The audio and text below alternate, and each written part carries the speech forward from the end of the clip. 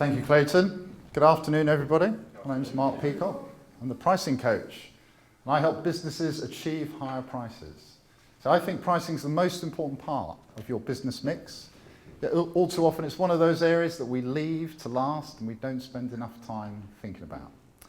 So what I want to do for you this afternoon in this slot is just explain to you why I think pricing is so important and what the benefits are for you in terms of what difference it can make to your business. And then I'll share some ideas, some hints, some strategies that you can use in your business that hopefully will make an immediate difference to your prices. Okay, let's get going. So a bit about me quickly. So I had a 25-year career in corporate life. I ran a £25 million business, over 100 people. And in my time, we managed to grow profits significantly. And price always played a part in what I did. So when I left a few years ago, I decided to focus on price because it seemed to me nobody else was talking about it. So now I'm on a mission to help small, medium-sized businesses, just like yours, be more successful through the power of pricing. There's lots of things that any business can do to make a difference. So my goal this afternoon is to share some of those ideas with you. Right, let's get down to basics. You should all know this. Price, volume, and cost are the three key drivers of profit. Yeah? Price times volume minus your costs equals your profit. That's how your P&L is structured. The question I have for you, though, is how much time do you spend thinking about each of those three things as a business owner or in your management team? Across 100%, how would you allocate your time spent on each of those three parts of your business? When I go around doing this talk, we often find, particularly for very small businesses, that most of the focus is on the middle one, volume. We want more customers, we want to sell more products and services. And actually our cost base isn't that big, so that's our main concern. In larger businesses, you might come across these kind of numbers, and this certainly reflects my experience in corporate life. So 70% of the time, we're trying to push our costs down. As a budget holder, you get told to push your price, keep your costs down and make all the savings you can, 70% of the time. 20% of the time, we might think about growing our volumes, and maybe 10%, if you're lucky, we'll spend on improving our prices. So my question for you, just answer this in your head, is how much time do you spend on each of those things? Managing your costs, growing your volumes, and maybe improving your pricing. And what my view is if you accept that price, volume, and cost are all equally important to profit, then my view is you should spend roughly the same amount of time on each, okay? So spend a third of your time trying to improve your pricing, a third of your time growing your volumes, and a third of your time keeping your costs down. So for most people, as I'm sure you can appreciate, that represents a significant increase in the amount of time we spend thinking about pricing. And that's important because it has the biggest impact on your business. There are loads of studies that show why having a better pricing strategy can make a bigger difference to your business. Here's one that I really like because it explains it really well. And it just asks the question, if we improve any of our metrics by 5%, what happens to profit, which is the number on the right? So in this example, which is a B2B product-based business, a 5% increase in price will yield a 22% increase in profit. That's significant, right? But as businesses, we spend all of our time worrying about the blue bars. So revenue growth and keeping our costs down. But it's the green bar, the one at the top, price, which can have the biggest impact on your business and also the quickest. Because if you change your prices as part of a well thought through strategy, you'll get the benefit immediately. But if you try and grow your business through a marketing campaign or you recruit more salespeople, that's going to take 3-6 months to pay back, right? But the benefit of pricing, you get that the day you make the changes to your pricing. So it's the biggest lever and the quickest. When I go around doing these talks, I think I come across a lot of people and we say, well, why don't we spend more time looking at our pricing? And I think there are 5 main reasons why people hold back from looking at their pricing. So the first one is complacency. So they say, well, Mark, my business is growing, so my pricing must be fine, right? The second one is inertia. We've always done it like this, and we can't change. The third one is difficulty. Pricing's really difficult, isn't it? You've got to worry about costs and your customers and your competitors, and just leave that to one side. Fourthly, ignorance. I don't know what other pricing strategies there are that I could use. And then finally, the fifth one is fear. I'm scared to put my prices up because I don't know how my customers will react, and I don't know what my competition are going to do either. So which one of those is most true for you? Just have a think and answer the question in here. Oh, yeah, that's me. We get all sorts of answers. There's no right or wrong here, but for me, the underlying one here is always the bottom one, fear.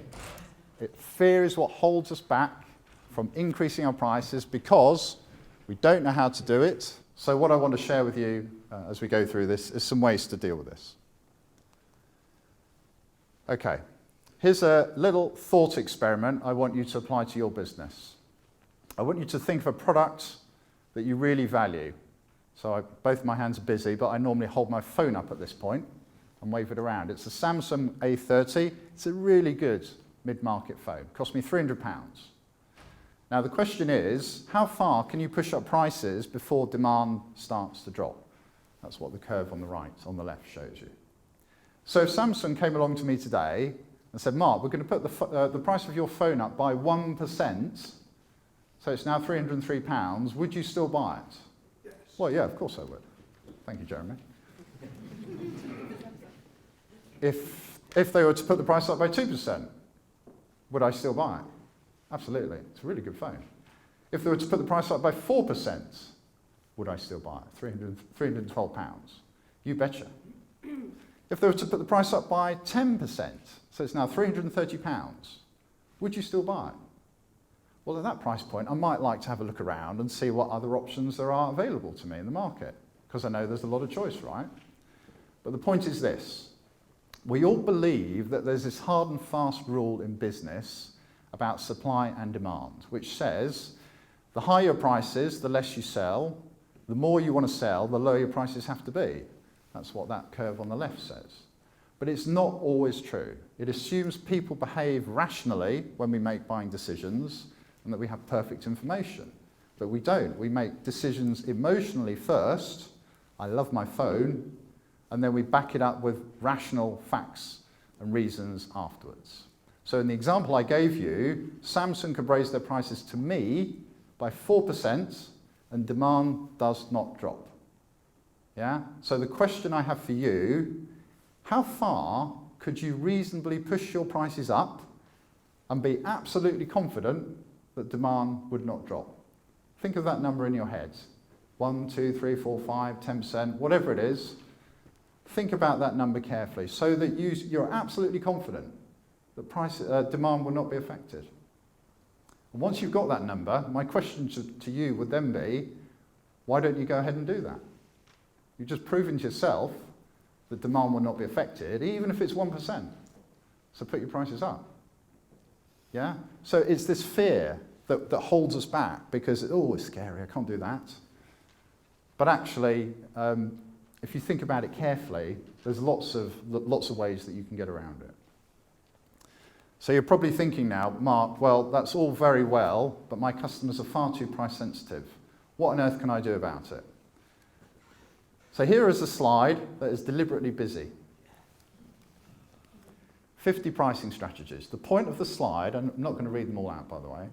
The point of the slide is I want you to realize there are loads of different ways to think about pricing. There's nothing on this slide that you can't understand or that is difficult. I could explain every single one of them to you in a minute and you'd get it. Okay? So don't think that pricing is just the exclusive domain of rocket scientists or consultants. It's not. Pricing is just about buying and selling, right?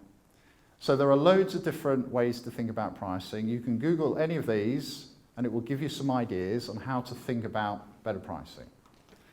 But what I'm going to do is just share with you a few examples from the psychological pricing section, because I think that's actually the most interesting part, and they can be very effective and very powerful, and they're not difficult to implement.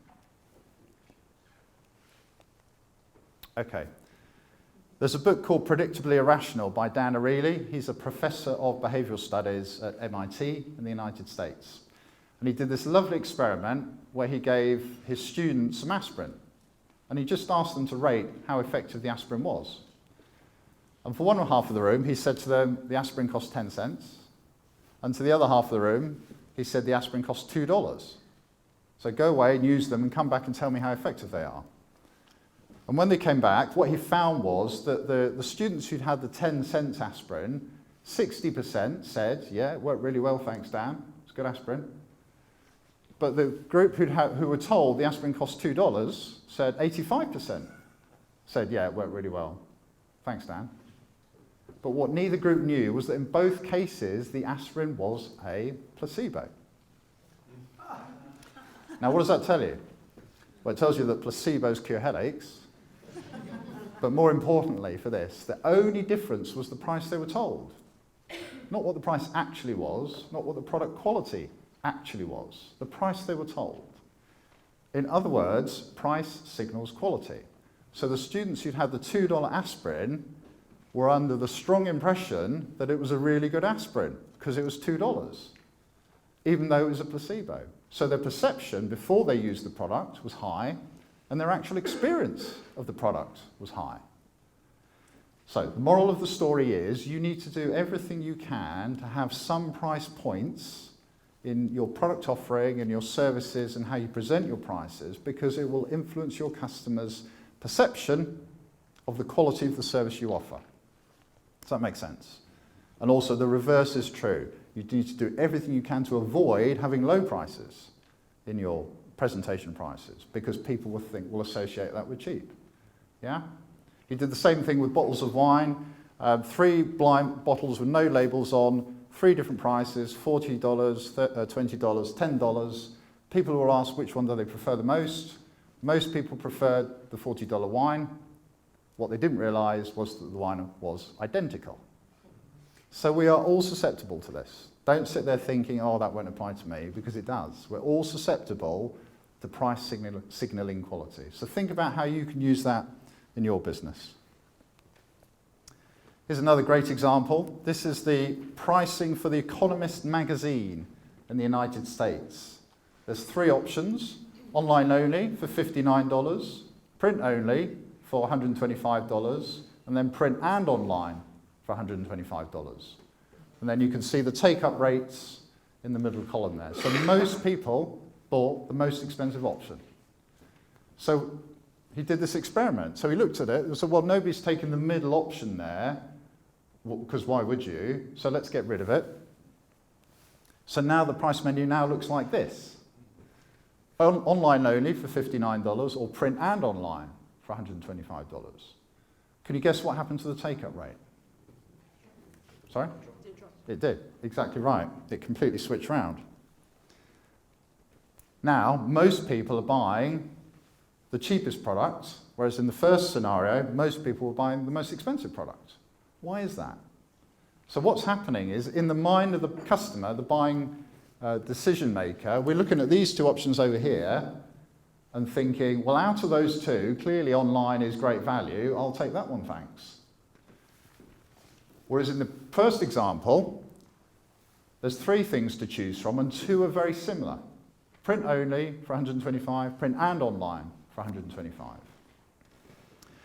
So we have to think a bit more carefully about which of those is better value, and then we conclude, well, clearly, print and online is better value, so I'll take that one, thanks. So what's going on here? Well, what's going on is a thing called decoy pricing, and the decoy is the middle option, print only. A decoy is a product that offers slightly worse value than your premium product. And what it does is it encourages people to choose the premium product. Does that make sense? So we haven't changed the actual price levels at all. All we've done is change how we frame and present the prices to the customer. And as you can appreciate, that will make a massive difference to the economist's revenues. Yeah, you with me? And you see this a lot with ticket pricing, service charges, audiovisual, TVs and whatnot. It's very common. But you'd never design that, right? Because it makes no sense. But it works. Okay, price anchors. So here's another idea that I want you to think about. Anchoring is a psychological phenomenon that we're all susceptible to. It just means first impressions. So when I get a first impression about something, I use it to judge the next comparable thing that comes along. So we can use this to our advantage in pricing because what we can do is, let's just imagine, so I've got a couple of completely hypothetical business examples here. So on the left, we've got a small consultancy or a project management type business, and their standard fee for their service is 10 grand. Or on the right, another example, a marketing agency, a training business, a consultancy, a coach, whatever. They've got a standard package, and it's £1,000. So normally when you go and try and sell that, you go to the prospective client, you say, hello, Mr. Client, here's my proposal, it does all of these things, and the price is £10,000 or £1,000 or whatever the number is. So if the client is interested, they're probably comparing your number to a competitor alternative. And if they still want to go ahead, the next step might be haggling and negotiation, right? So what you can do to increase your chances of success is if you can create a high-end version of your product, and it must be priced at least 2 to 3 times your standard offering. Now, when you go along and present to the client, you need to present the highest number first. Okay, so now we replay that scenario and we say to the client, hello, Mr. Client, I've got some options to share with you today. Let's start with my all singing, all dancing, super deluxe premium service.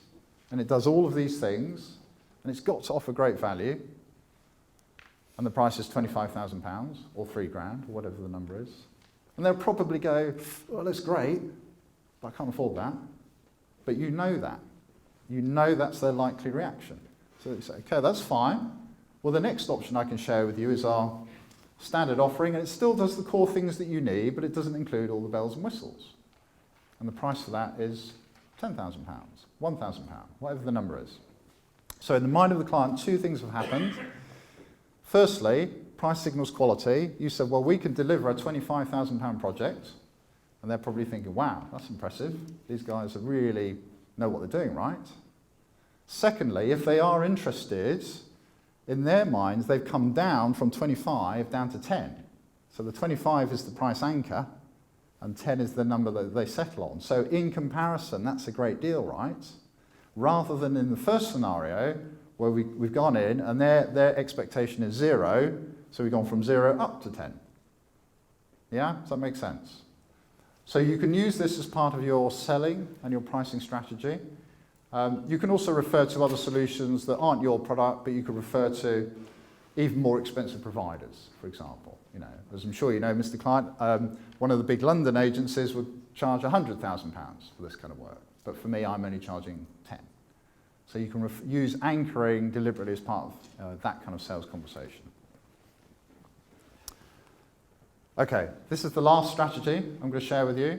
This is the most powerful strategy that I recommend to most of my clients most of the time.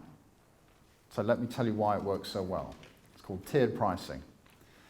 In every market, all of your markets, there will be at least 3 levels of customer willingness to pay: high, medium, low.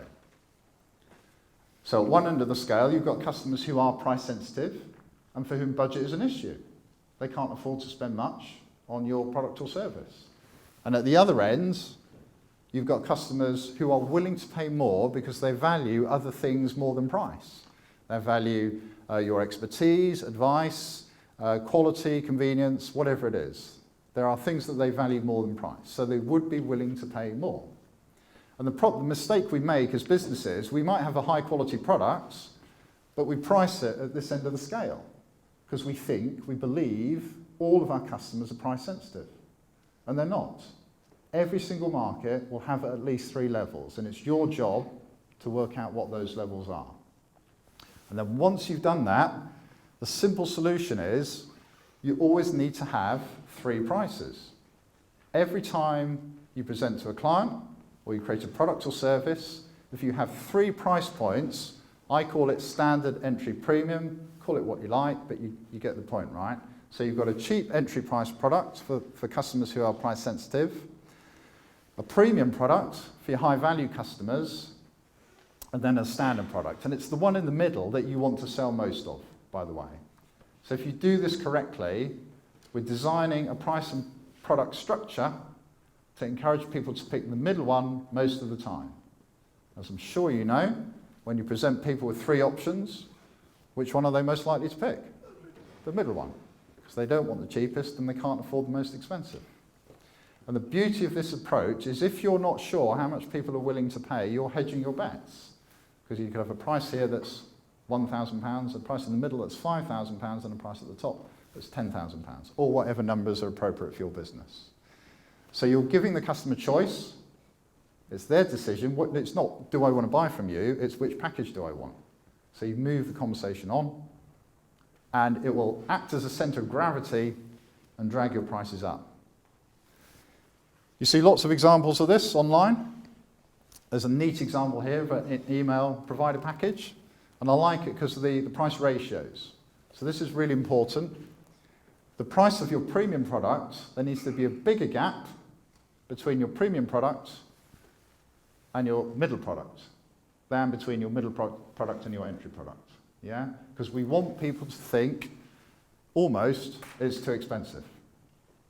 So for most people, the decision is between the £25 and the £49 product. Does that make sense? So we're using price signalling, price anchoring, and tier pricing together to have a very powerful effect. Salesforce.com are the masters at this. They've grown from nothing into a £1 billion business through using tiered pricing. It's extremely effective. Now, you can use this whether you have online pricing or whether you have standardized products, or if everything that you do is bespoke. Every single proposal that you send out to a client from now on needs to have 3 tiered packages of price. And you'll be far more successful because it will give customers choice and it will pull that gravity, it acts as a gravity and pulls up your average selling price. Does that make sense? Just a few quick examples. So here's a marketing agency I worked with. I've changed the numbers slightly for confidentiality, but you get the gist. So we've got an entry package at £5,000, a medium package at 10, and a premium package at 20 grand.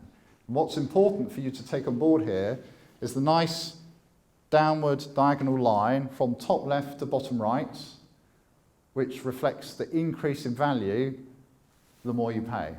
So at a glance, you can all see, without even reading the words, why the package on the right is worth 20 grand and the one on the left is only worth 5 grand. Yeah? So part of how you visually present your pricing using this technique is really important as well. Yeah? So can you see how effective that kind of approach is? So rethinking, redesigning your pricing rather than just saying it's 10% more or whatever. So giving customers choice is really the secret to better pricing. Okay, wrap up from me then. So I want to leave you with some final thoughts. These are my 6 key principles of pricing. You'll note on the slide it doesn't mention cost anywhere. Okay, cost is important, but people get fixated on cost as the only thing you need to take into account when considering your pricing. Whereas hopefully what I've demonstrated to you is actually it's about perceived value. Customers perceive value of what you do and you price in line with that and not your costs. So the first principle is understand what your customers value, what's important to them about the kind of product or service that you offer. Understand their different levels of willingness to pay, the low, medium, high concept that I talked about. And then design your pricing in line with those segments, not your costs. You design it in line with customer value segments. Pick a pricing strategy. I've given you 50. There are more out there, but that's enough to be going on with, right? And give it a go. You know, we get stuck with our pricing model. Once we've got one that we're happy with, we just get stuck with it. But the secret to better pricing is trying out new things, not being afraid occasionally to make a mistake or for your customer to say, how much? But you've got to keep trying these things because that's how you learn. Plan how you communicate. So don't just stick your number on a letter or a proposal. Think about how you present your pricing on a page, in a proposal document, on a website. It's really, really powerful. The economist example, tiered pricing, these all show how important it is to present your pricing appropriately. And then finally, have a plan. A pricing plan does not need to be complicated. 2 sides of A4 is all you need, and on that you write out your pricing policy, your strategy, any discount terms that you're willing to offer, which strategies you're using, and what you're trying this quarter and what you're going to try next quarter.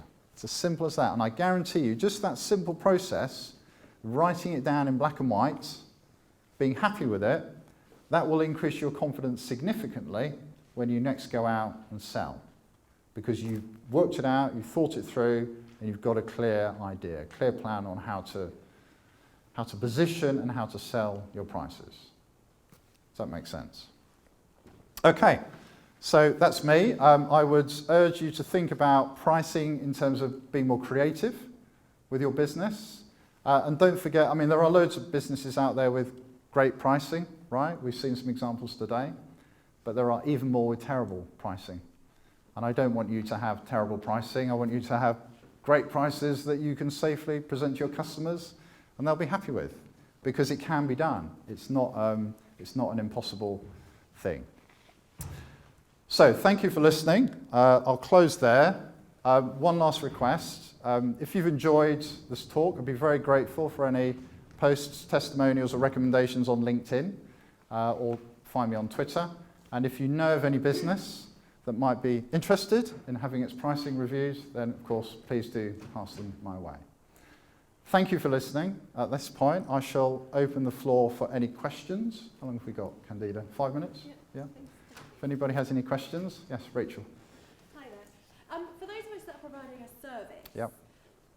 Is it important to have our pricing structure on the website so people can access that without speaking to us first? Or is it that they contact us and then we can say, explain what you're looking for? What would you recommend? So the question is it important to have your pricing on your website or not? If it's a service, If it's a service, as opposed to a product. Yeah.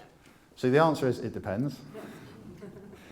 I would err on the side of not presenting your prices on the website, particularly if the kind of prices you're charging are more high-end. So it's much more important to have the conversation with the potential clients, understand what are their value drivers, what's important to them, and then you present back to them a proposal with 3 priced options that meet their needs, rather than trying to second guess what they're doing. Because if you present your prices on the website and they're on the higher side, of course the possibility is that people will say, oh, can't afford that, I'm not interested. So my advice would be, unless what you're selling is a very standardized service, my advice would be don't put your prices on your website. Anybody else? Nicola? How do you work with people? In other words, is it an ongoing thing, or can you have one meeting? How do I? Yes. Yeah, okay. To help people like us, basically. Yep. So I do coaching and consulting projects. It tends to be project-based, so it's not generally on an ongoing basis. And normally the idea is that we come in, we review where you're at with your pricing. We work through a methodology that helps you devise a new pricing strategy based on any of the kinds of ideas that we talked about today. Help you get to a place where you're confident that you now know everything that you need to know to be able to go out and sell those higher prices, and then off you go. And timescales? Anything from 1 to 3 months for that kind of piece of work. Yeah. Does that help? Yep. Yeah. I do workshops and that kind of thing as well, if that's of interest. Jeremy? What's your view on the widely held practice of offering something free? Can you give me an example? For first meeting free, Okay. perhaps, but you might limit that to how much time, or a sort of try before you buy type of thing. So I think these things are fine. I've got no issue with it. If it's part of the sales journey, initial meetings for free, well, how can you charge for an initial meeting? That makes no sense to me. Try before you buy is fine. I mean, I think a lot depends on the nature of your business and the kind of service or product that you sell. But for me, I mean, my approach is always give as much value as you can up front and demonstrate your ability. And then if people are convinced, they are going to be more likely to want to engage with you. So that's my approach. So I have no issue with it. I mean, I think that maybe the danger is we go too far with it. So just be careful about, where you draw the line. But generally speaking, no, I think it's fine. And the corollary to that is people don't value what they get free. Absolutely. So you're all here today listening to me for free. Have you valued it? Yeah. Yes and no, of course. And it is dangerous. You've got to be careful with free stuff. There is a lower value attached to it because we haven't made that painful commitment of paying for something. So yeah, use it carefully. But as long as it's done as part of a well thought out strategy, I think it's fine. One last question from anybody? Yeah. Hi, thank you. So just very, very interesting and useful. Thank you. I just advice. I'm in the provider service, and I've got some clients who I've got on a fixed fee. Mm-hmm. I've got some clients on an hourly rate. I've got a bit of a hodgepodge because, like you say, I kind of stumble Yep. through things. I have moments of confidence and moments of doubt. In terms of the ones that I've got on price that I think I really need to increase it, would you advise that I try and move them across or kind of leave them? For your existing clients? Yes. And they're on a retainer, did you say? Yes, the ones that I've got on an hourly rate. Hourly I rate. really need to move on to something that's better.